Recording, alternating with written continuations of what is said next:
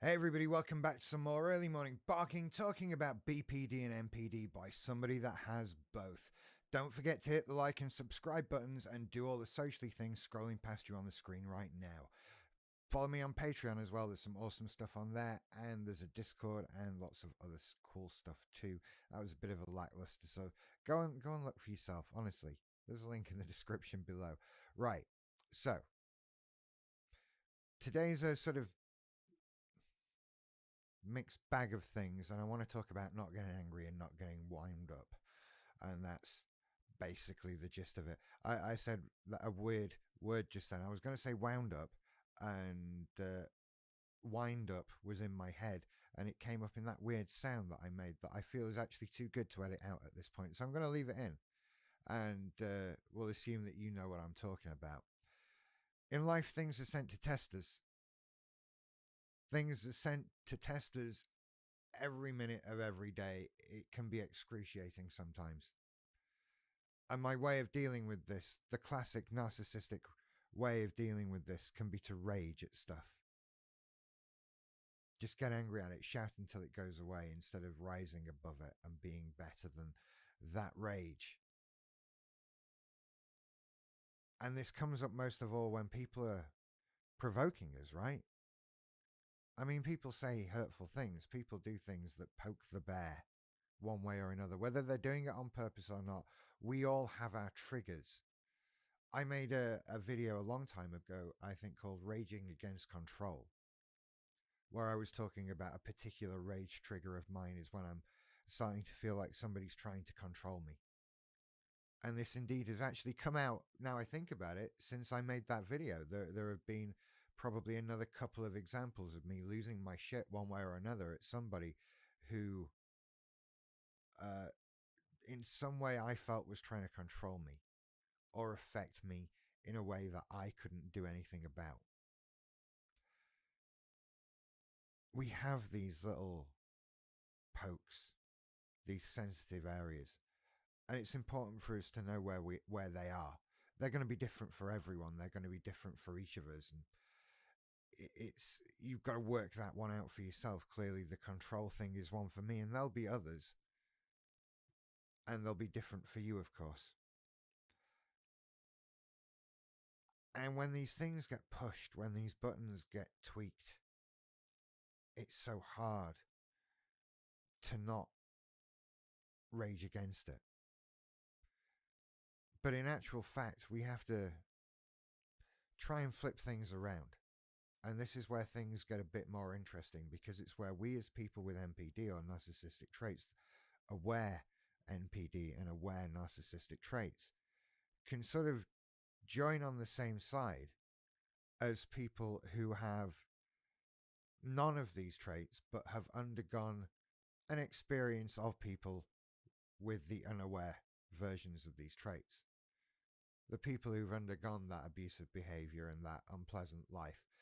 We can actually join together in this bit, because what we're going to do is sort of analyze why somebody's doing things to push our buttons.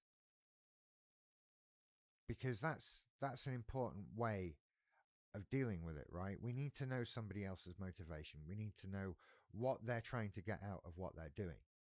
Because they're not doing stuff randomly, right? They've got a purpose. They're saying stuff that is hurting us one way or another, so what are they getting out of it?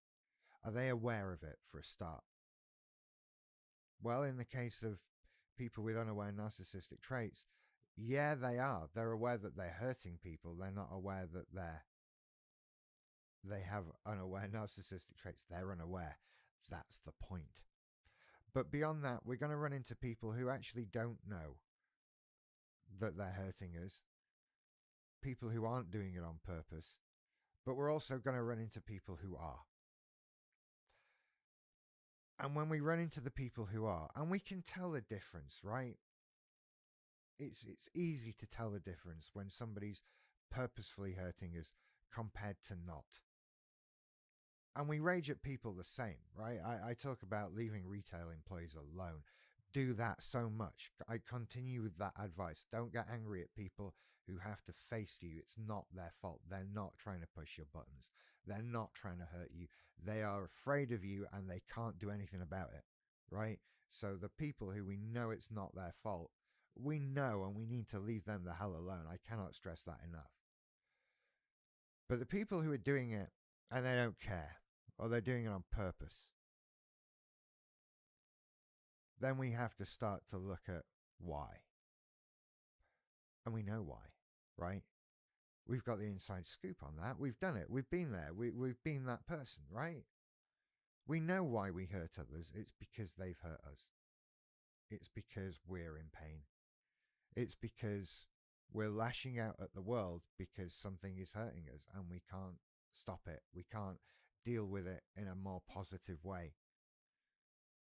That seems a strange way of putting it. Dealing with it in a more positive way. A less negative way seems the better way of looking at it.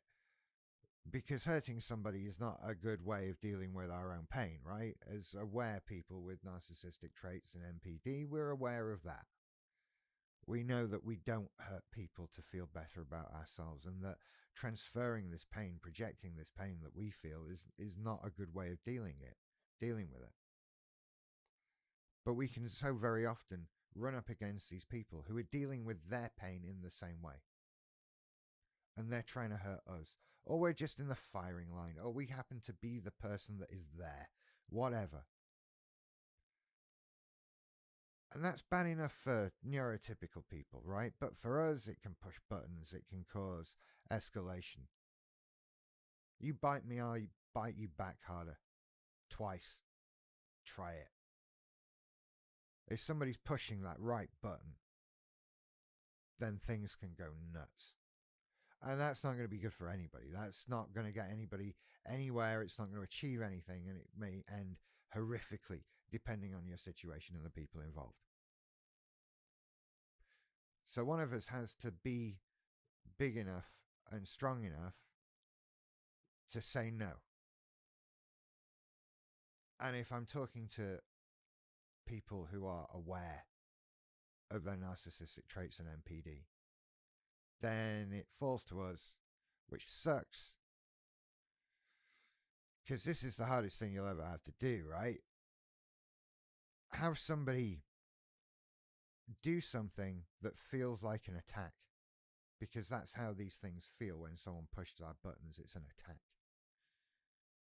And you're not gonna smack them down. You're not gonna lash out. You're not gonna do whatever it is you do to destroy somebody. Because we're aware, right? And if we're aware and we know that those things are wrong, then we move into dangerous territory for ourselves. Right? People with narcissistic traits and NPD can cause a lot of harm. And I don't think we're in any way not responsible for that harm or shouldn't take responsibility for it. But to a certain extent, I do feel we are cushioned by the fact that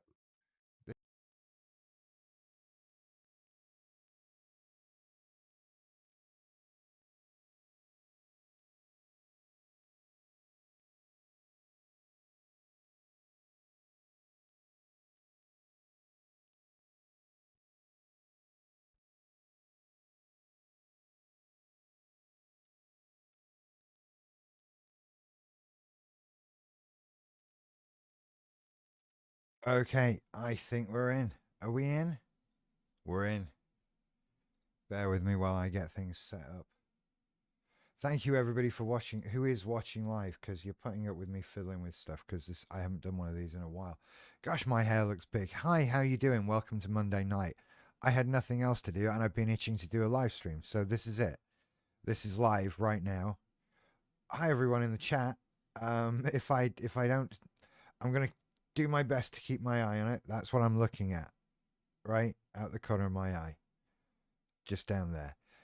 Welcome to some more early morning barking late at night, talking about BPD and NPD by me, somebody who has both. There's nothing, actually there are things. They're up here, top right, top left. Yeah, there. You can do those socially things scrolling past you on the screen right now. I've got all kinds of things to talk about, and I'm open to suggestions. So jump in on the chat if you want to talk about anything. Also, I believe we're live on the Discord server as well. The audio is live, so if anyone on Discord wants to call in, we can do that. I've just realized I won't hear you because I have no headphones on. I need to put on headphones if we do that. That's fine, they're ready to go. I'm a pro. A pro that didn't realize he should have worn headphones in the first place. So, this is actually an opportunity for me to take advantage of you a little bit. Because I've kind of got your attention right now. Sorry. There are a few things to talk about to do with the channel and the Discord that I'm just interested in getting some feedback on. So feel free to like, comment, or talk in the chat room or whatever. That's all good about this. There's a lot of stuff going on with the Patreon. I'm trying to put as much into that as I possibly can. And I'm open to some more ideas. Obviously, this is a new thing that we're doing right now. And calling into this thing is going to be part of that. And there's going to be a new Patreon video every week. I haven't decided when. Regularity with that in terms of day might well be questionable in the end, if I'm perfectly honest. We've got the Discord thing. We've got the live thing. What else have we got? Live streams. I feel like there's just stuff that I want feedback on this, right? Because I'm trying to do this the best way I can, and I'm kind of finding my way in the dark. And if all of that is something that you look at and makes you go, don't want that, what's he doing? Then let me know, right? Because I'm just guessing with stuff. I think is what I'm trying to talk about, and it's very difficult to have sort of community discussions at the moment. Back in the day, when I had a podcast network, we had a forum. Some of you might be old enough to remember web forums, and people would come on and we'd talk about stuff, and there'd be lots of user feedback. And now it's a bit more difficult with the YouTube channel. We have the Discord, so I'm trying to get as many of you over onto that as possible. So I'm trying to make that as good value for money and have as much stuff on it as I possibly can. So I'm sort of looking for any form of feedback whatsoever, basically. It's all good, positive or negative. I need to hear it. Don't be mean. That's not very nice at all, but you get the idea.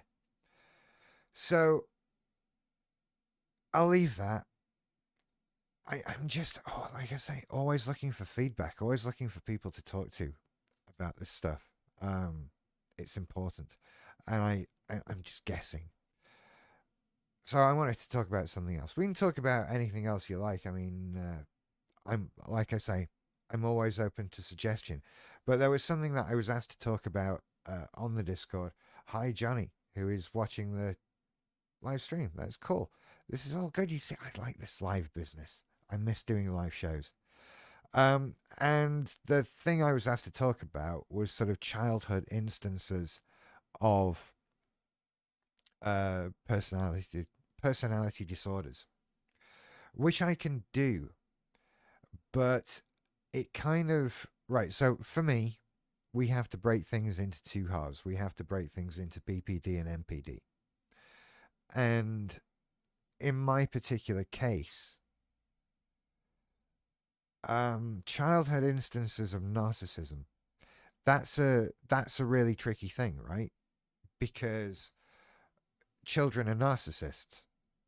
That's a feature of what children are. They're very self-centered. They're very in need of protection and reinforcement and reassurance and all of this kind of thing. Children are narcissists. And we grow out of it, hopefully. And people with MPD, people with these narcissistic traits, are people who didn't grow out of all of it for whatever reason. And we usually cite some sort of traumatic experience in late adolescence. I have things I can point to in my life, which was basically going through the experience of doing my A-levels in the environment in which I did it. It's difficult to talk about publicly still. Clearly, there's a lot there. right? And it's stuff that I have discussed. It's not stuff I'm not facing or not dealing with. It's just this is live streams on YouTube. So instances of narcissism before then are actually quite tricky, because, as I say, it's a feature of being a child, right? Of being a teenager, of being self-centered. I have to keep drinking while we do this because I'm talking a lot. Instances of BPD, on the other hand, now talking about even sort of diagnosing children with BPD is a tricky thing, and all I know about it is that it's not commonly done, and probably very difficult to do, and very difficult to define, and difficult to deal with, and all that sort of thing. Um, but speaking from my own experiences, speaking from what I went through as a child, there were definitely, absolutely definitely, BPD traits in me as a child. I'm gonna bring them up. Here's another thing I should have done before we started. I need a generic sort of web browser window. Can we have something? Let's see. List of BPD markers. You'd think I'd know them all by now. And I feel like I should have. I want to log into medscape.com. Somebody just show me the list of things. Okay, we'll go with this. Bear with me. Let's do some clever stuff. Here we go. Okay. Let me move that. I can't see things.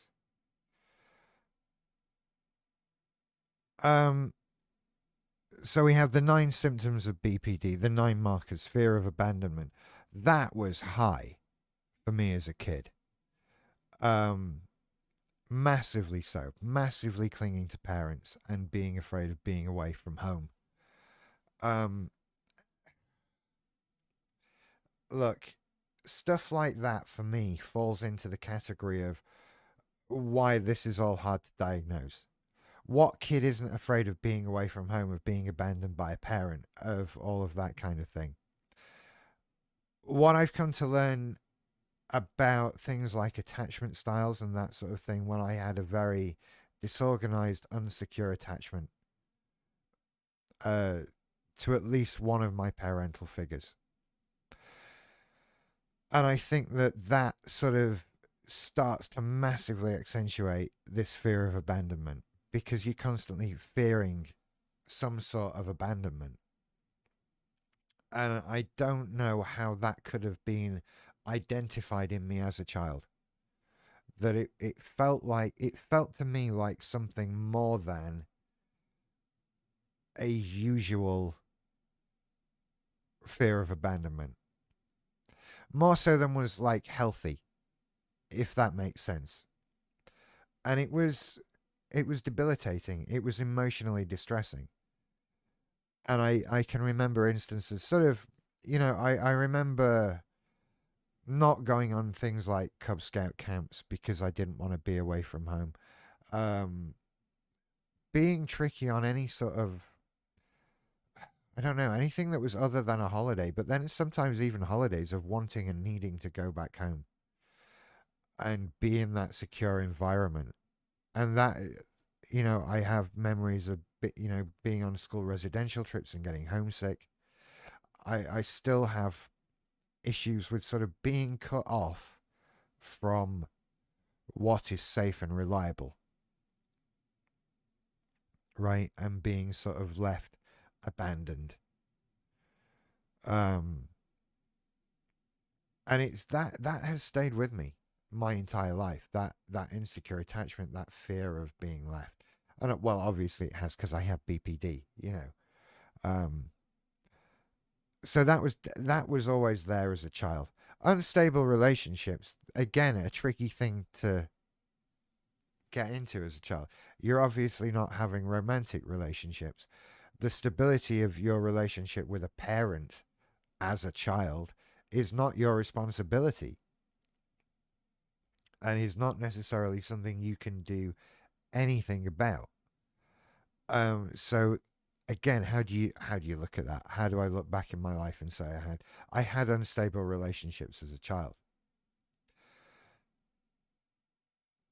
And the one thing that sort of comes to mind if I put myself on the spot with it is, well, it's friendships, isn't it?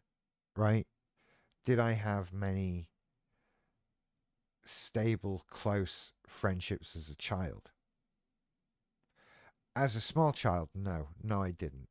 Um, Things were very erratic for me. Things were quite all over the place, and there are other complications that came into play with that. That are related to stuff that it's difficult for me to talk about publicly. I'm fine. This thing is coming up, and one day I will talk about it, and you will all go, "Oh, that's it." Honestly, mentioning unstable attachments to parents should be some sort of hint, I think. Now, I think when I moved into my teenage years, I did develop much more stable friendships and relationships and had the same group of friends sort of throughout secondary school, and that was good. And of course, again, look, kids play, kids fall out, kids have stupid relationships, good relationships. Some people meet childhood friends and stay friends for their entire lives, and some people have childhood friends and never speak to them again once they leave school. And some people are in between, right? It's so difficult. When I look at unclear or shifting self image, that was a massive problem um, throughout childhood, and it came in throughout sort of more. Did it? Things actually, I think, settled down more in my teenage years for this, for unclear or shifting self image, because the way that plays out for me is not one of. Right, this can play out for a lot of people in a lot of different ways. The shifting, unclear self image. And for me, it played out merely in terms of what do I like? What am I like? What am I into? What do I do? What do I care about? What's important to me? How do I treat others? That sort of thing. There was never, I think for some people, questions of sexuality, questions of gender, questions of other things definitely come into play here. And I was lucky enough to not go through that. But problems like that as a child, I had issues as a child through not being into the same things that other people were into, which at that period of time was a very isolating thing. We don't think about this much. Times have changed a lot with the internet, right? When you look at things that interest you, things that you do, things you're into, hobbies, you can be into something and find out about it online. You might find a YouTube video about it. There are so many ways that you can discover new things to do, new things to be into. And if you want to talk to other people who are into whatever that is, that's really easy to do now as well, right? At the moment, we're kind of doing it. We have this mental health BPD, MPD thing, and this is a little community thing that's happening on, and we have our Discord and stuff like that. And you can do that for anything, right? Model aeroplanes, or knitting, or board games, or anything you like. There's a community for it. There's a Facebook group. There's Discords. There's all this sort of thing, right? We now live in an age where people can enjoy hobbies that are totally off the map, out of nowhere, and no one else you know does those things. In the 80s and early 90s, it was a very different sort of thing because the internet wasn't around and we didn't have any of that, not just the discovery, but the community. And you had to be into the things that the people around you were into. because that's what there was, right? Things were popular and you had to be into the popular things. There was no other sense of community coming from somewhere else. And for some things that actually did build up, right? You did get, there are certain things that people can be into, or beyond that, things people are, ways people live, all of that kind of thing. That groups and finding like-minded people was always there. It was always a thing. But for when you're looking for people who are just not into football, and the entire world revolves around this thing that you don't care about, it's very difficult. And you get very ostracized. You know, back when I was doing Do Ask Do Tell, and I stand by this, right? I am look, I'm a straight white guy. The prejudices towards me are minimal, right?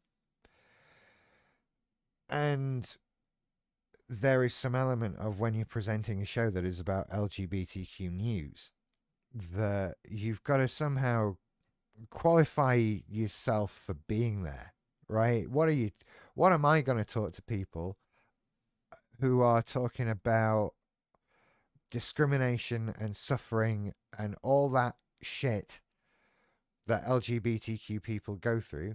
I'm me, right? And how do I have some kind of, how do I get on a level with people who are going through that? And this thing occurred to me, right? If you want to know about being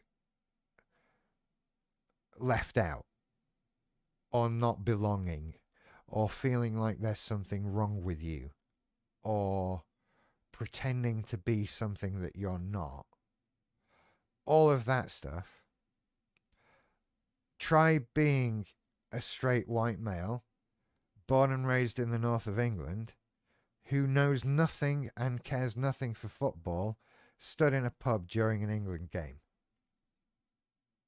Right? Holy fuck.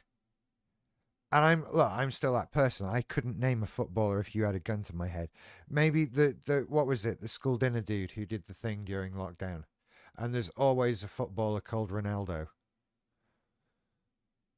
So that's it. That's my knowledge of football. And that removed me from everyone and everything as a child. Playtimes at school. Everyone goes to play football. I'm not. I was just kept out, segregated. Everyone's talking about teams and all that sort of thing. The worst thing was at that time as well, when PE lessons at school at the time, when I was a little kid, sort of first and middle school, before secondary school, there was no like PE uniform. We were 6. There was no PE uniform.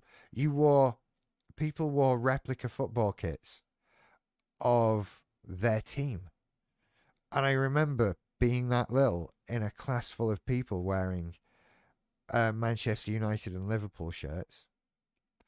And I had a Sheffield Wednesday shirt because my dad liked Sheffield Wednesday.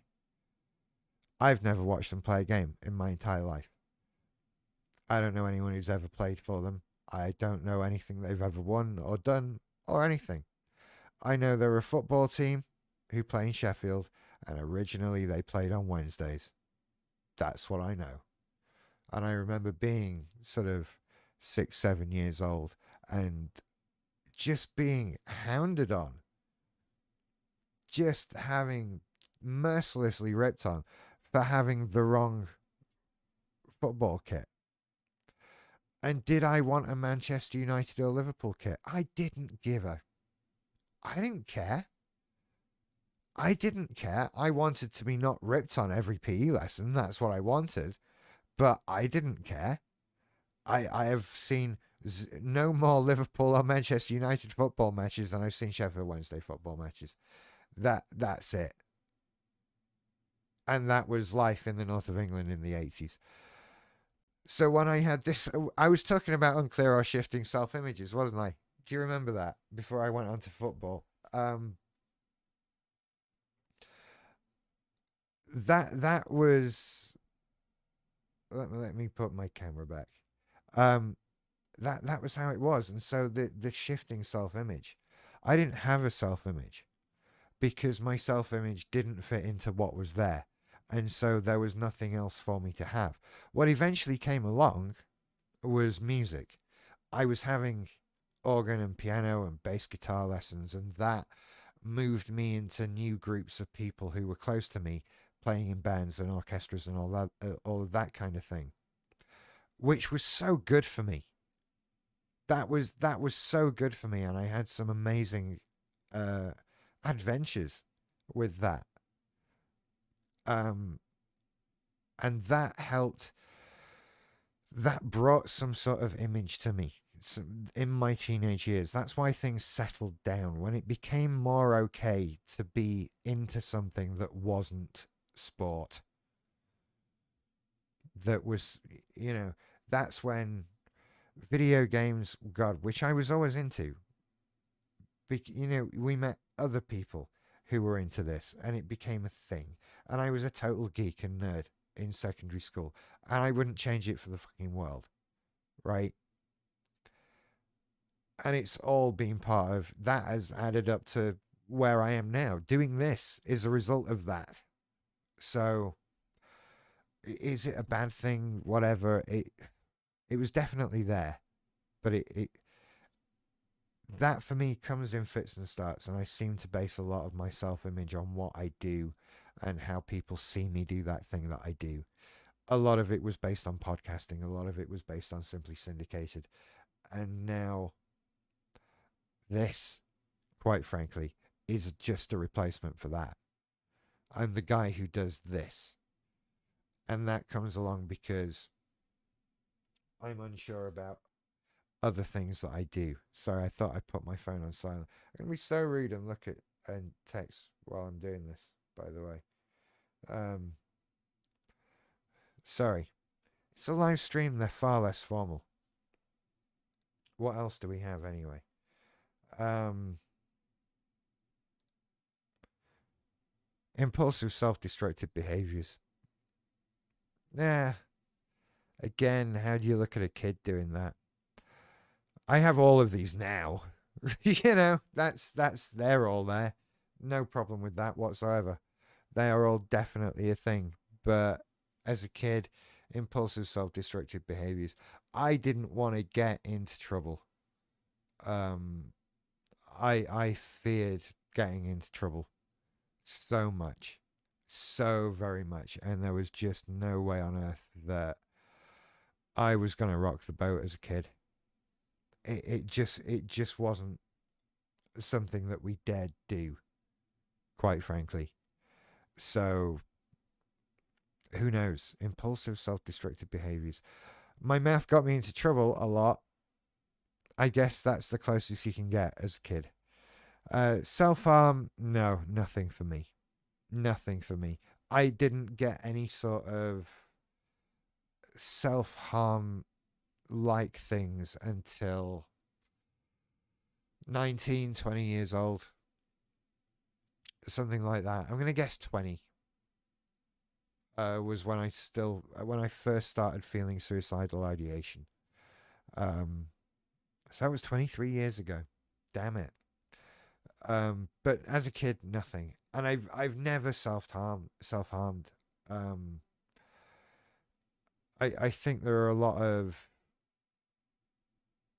facets to that I don't have. I feel like it the impression that I get is that it affects people who have been affected themselves in a very particular way. And I haven't been affected in that particular way, and I haven't responded to things in a self-harm kind of way. I did get the suicidal ideation because I did want things to stop what was happening. Um, but that was all that was. I couldn't point to sort of childhood self-harm at all. Extreme emotional swings. Whoa, yeah. God, yeah. Um, Absolutely. Um, I think I've talked about this sort of thing. Um, I think I've talked about this sort of thing in a video. The extreme emotional swings. Particularly in being a highly sensitive person, which God, I've not read any more about since I made the video. And when I made the video, which I think is an alarming amount of time ago, I remember reading something like there was no research on highly sensitive people whatsoever, really, but best guess is about 20% of people are. Like, it's probably a thing. Probably. There's a lot of things said about it. There's a lot of people who talk about it, but no one's really dug into it. And how do you dig into it? And there are lots of problems with doing that. And it's something that I feel I struggle with. That emotional, not just the emotional volatility, but the fragility with it and the extremeness to which it goes. You know, the fact that hearing the wrong song can destroy my day. And when I say hearing the wrong song, I don't mean like something with sentimental ties or whatever, which is a thing and can also happen. But if it's just a sad enough sounding song, right? That's what I'm talking about. There are films I can't watch, TV shows I can't watch, songs I can't hear, all this shit because it just boom pushes me over the edge. And it will either just destroy me emotionally and ruin my day and put me in a blanket of sadness for hours. It's really unpleasant. That has always been the case. That has been the case since I was an infant. Right? Earliest memories are of crying at theme tunes of things. Right? Crying at films, just getting overly sad. And I've always put it down to a sort of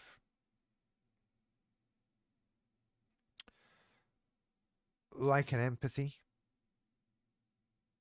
that kind of thing.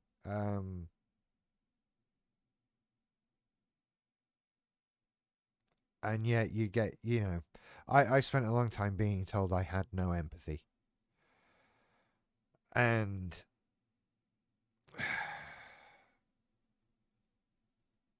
I'm still, right, this is part of my own problem and stuff I'm dealing with.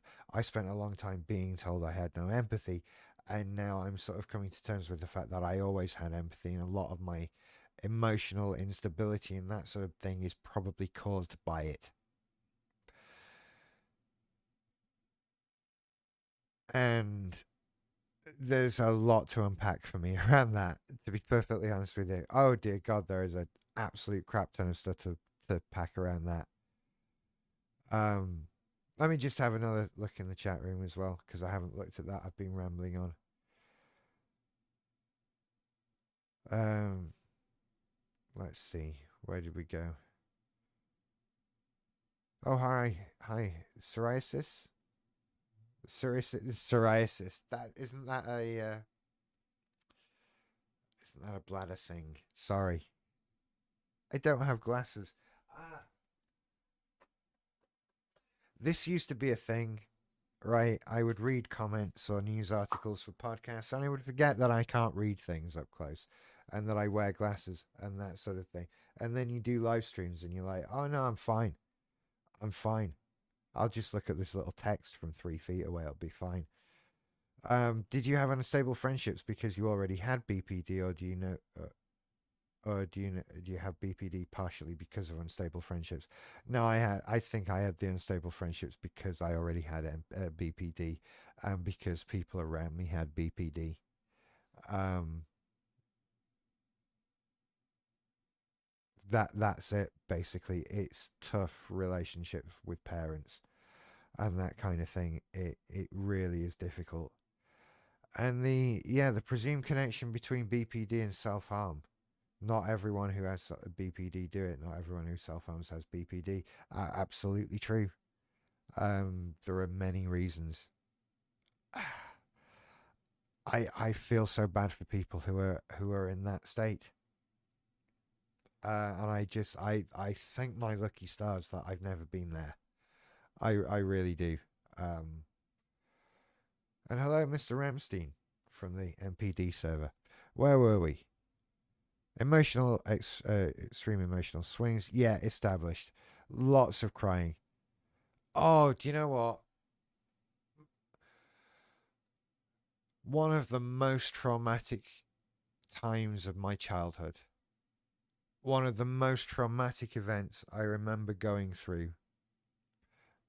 And I can still remember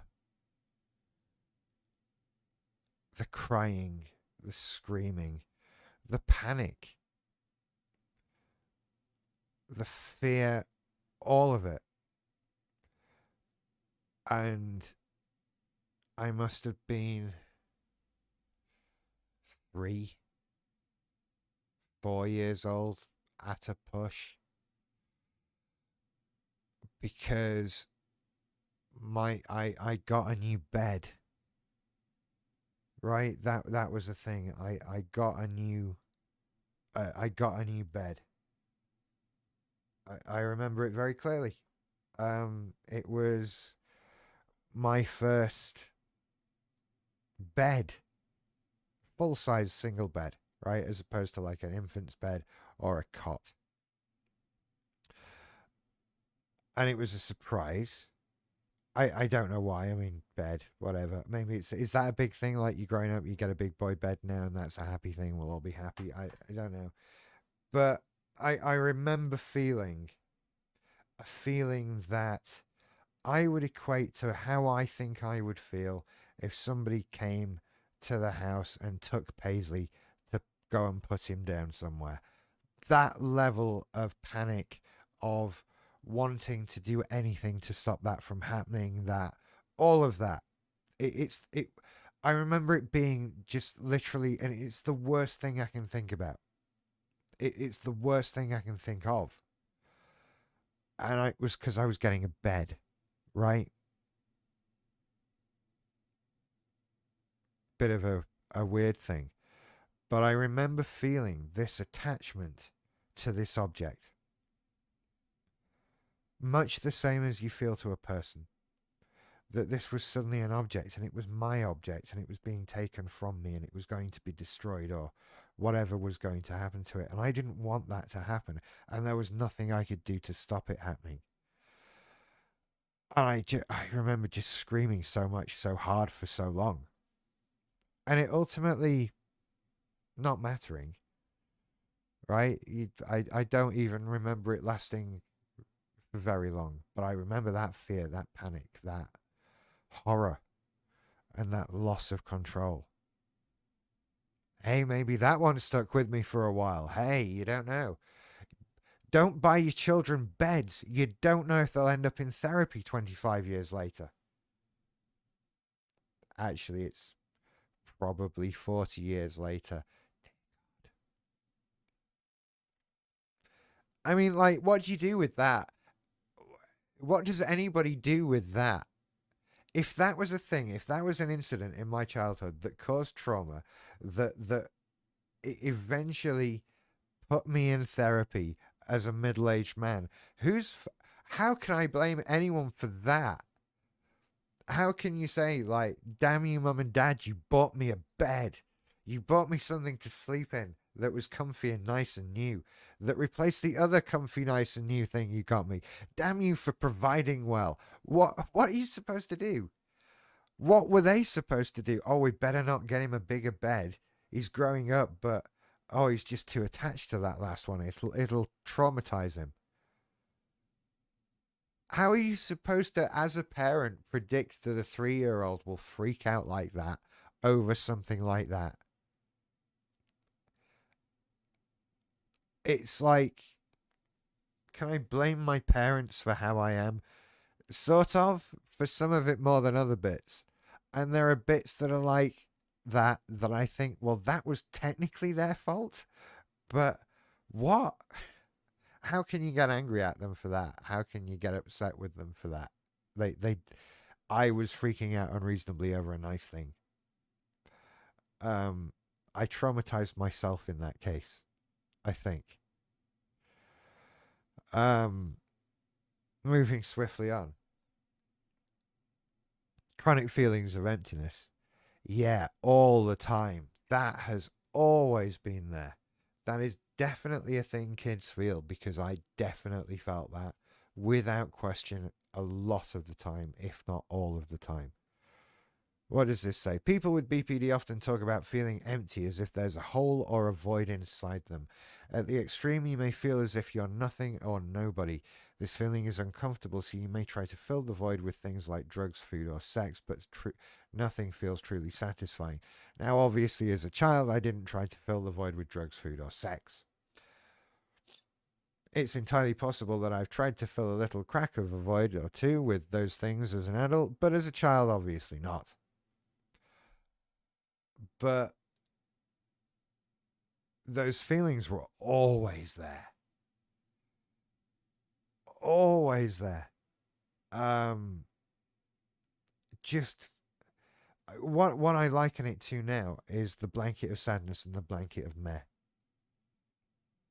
Right? Is of that constant feeling of feeling sad, of feeling down and broken and lonely and isolated and not belonging. All of that stuff. That was so there. Feeling like I didn't exist, feeling like I wasn't really a person, feeling like I was just meant to be in pain. And I remember how it feels like, because it's how I felt my entire life. That feeling has always been there. It has always been a part of me. And that was the feeling that made me eventually have the suicidal ideation. That was the feeling that I was trying to get therapy to bring to an end.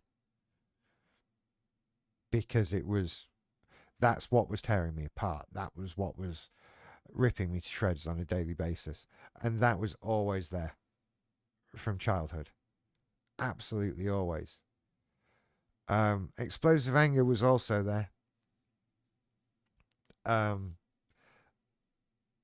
When it could be. As I talked about, clearly lots of parental issues and fears, right? So having explosive anger was something that would get you killed in our place. So it had to be directed very carefully. And I feel that that is something that in itself twisted and shaped who I became as an adult, and especially with the MPD, right? Because I grew up training to pick my target,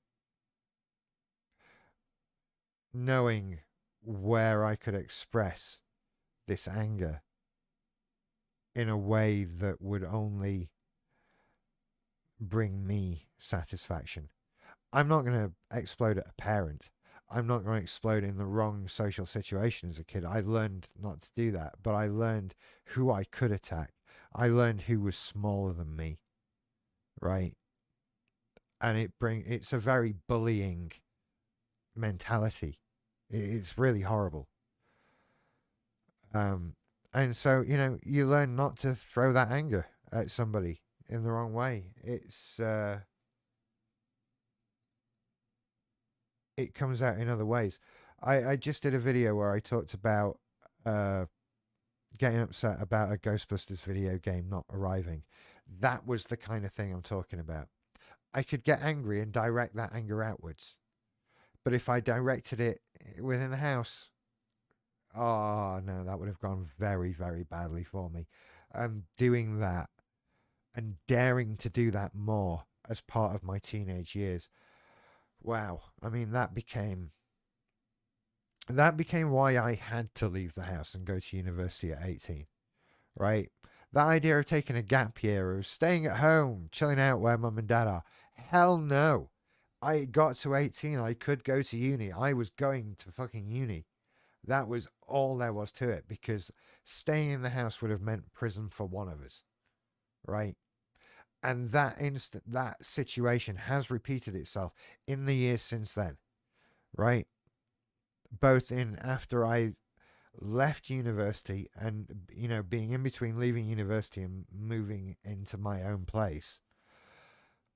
There was about a week I lasted in that environment. And then again in 2019, when I moved out of the home I'd had for so long and before I found here, again, it lasted about 2 months at the most. And that was as adults. It's always been a very touchy place and environment. And having that explosive anger comes from there. And the way it is delivered and distributed comes from there as well. Because I had that explosive anger at me. I have grown up around it. I know about the walking on eggshells, and I've lived with it in years since. It became a familiar feeling, and it's one of those feelings that is missing from new relationships. That I'm trying to get used to it not being there. That it's okay that I'm not walking on eggshells around somebody. It's a new weird feeling. And I don't think that is necessarily something that is also linked to BPD. It is part of BPD, but I don't think it's only BPD at all. But it does feed into the whole extreme emotion thing, that kind of stuff. And finally, feeling suspicious or out of touch with reality. Yeah. Yeah. Definitely remember having dissociative states as a child. They're so hard to explain. I'm not satisfied that I've ever done it properly. I'm not satisfied that I've ever given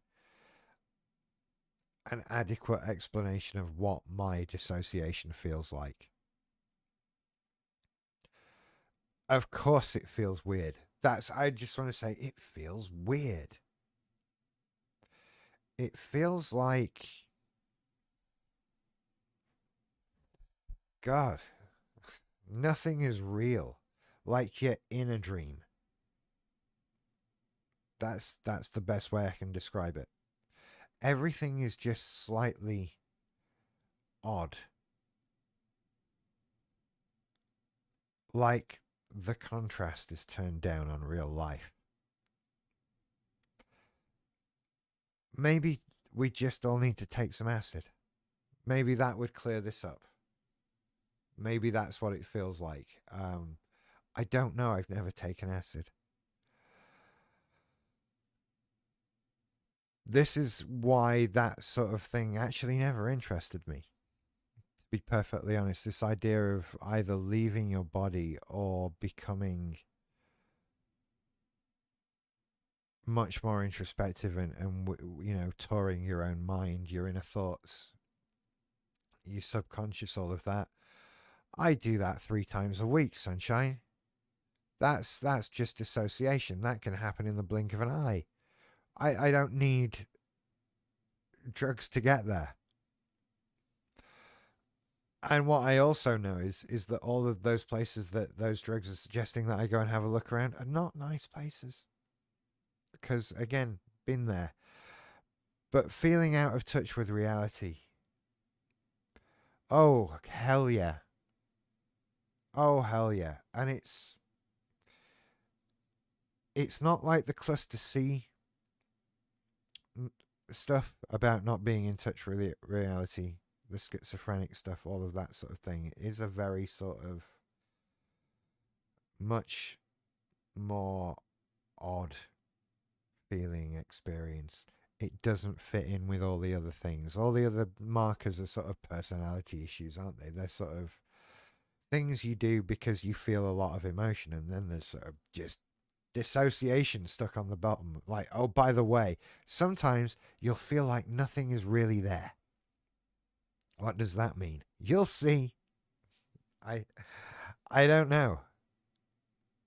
It's such a crazy thing. Um, but I remember it being there as a kid.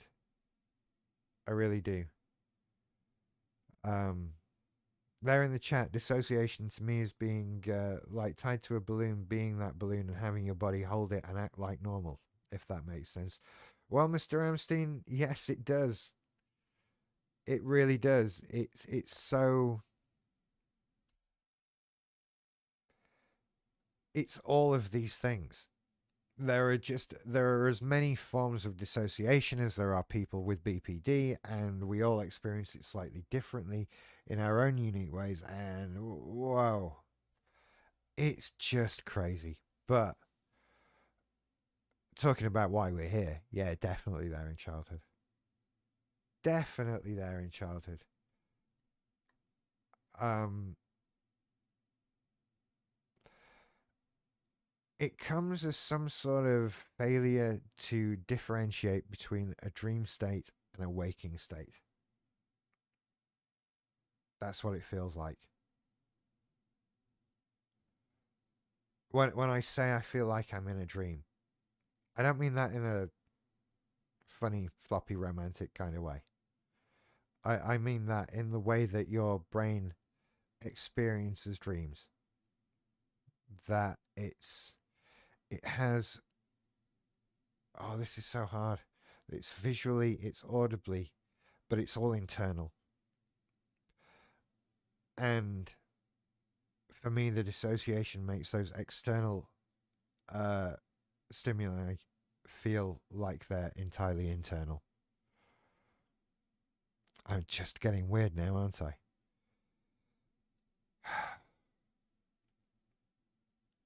Anyway, so I think yeah. Was it there? Was it was it all there? Yeah, it was mostly there as a kid.